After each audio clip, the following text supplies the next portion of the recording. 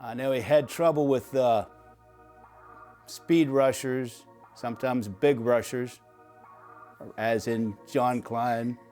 They would give him a rough time, and he would get really pissed. Once in a while, you might hear, "Look out," and you knew what was going on. He just missed his block, and the quarterback knew which way he knew he had to run and had to get rid of the ball quick. Once in a while, he might holler that "Look out." Jeff Garvin, center and left guard, South End Tavern. I wasn't maybe the greatest, like some of them, but I showed up every game, every practice. I led practice. I liked to fire the team up. I was always there to help people. It was just the love of my life. My son and I would go to practice, you know, whenever, a couple times a week, and then he'd be with me on the weekend. So it was my love, you know, for 20 years. I looked forward to that every year. If he had any trouble at all, it was maybe a little speedy, fast guy. So they would move me around, bring me on the left side, and him and I together could take care of it. He was a short hike to get around him and protected Bernie's blind side. Very, very good friend. Just somebody that was always there, whether it be on the field or off the field. He did a lot for our team other than just playing. We had to do uniforms and everything. He was top of the line for that. We spent some money and we did a lot of fundraisers, and there was probably 5 or 6 guys on our team that did most of the work. I guess I shouldn't, but a lot of guys didn't even do nothing. Mike Taylor talked to me at North Potomac Middle School. I was an electrician there, and he was one of my bosses. And he knew Danny Braithwaite and I played scrub ball on Sundays.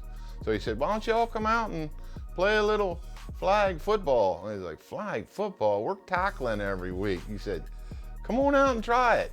So we went out to North High, and he was the coach, and we put on our jerseys, our Budweiser jersey, and I fell in love with it from the first day. I was hooked. I played 16 years as a player, 2 championships, and I played 4 years as a coach with 2 championships. I played from '79 and officially retired in like 2000. After he stopped playing, he'd help me run the team, you know.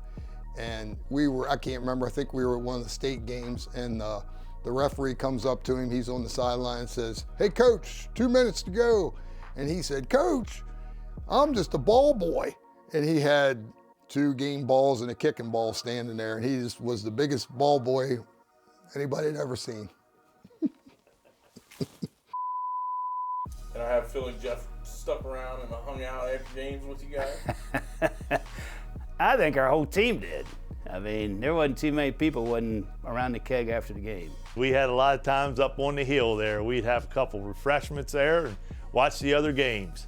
Yeah, we was a pretty good family team. We played for Darlene Pittsnoggle, South End Tavern, so after the games, we'd huddle up there in the end zone with about 20 or 25 of us, and we'd usually have part of the other team there drinking with us, or we'd run out of beer, we'd go back to the South End Tavern, and Darlene always had a spread of food for us after every game. Didn't cost nothing, you just buy a beer and come, relax, eat, and I can tell you what, it didn't matter if we played Mark Benner or not, he was there to eat every week. Every week.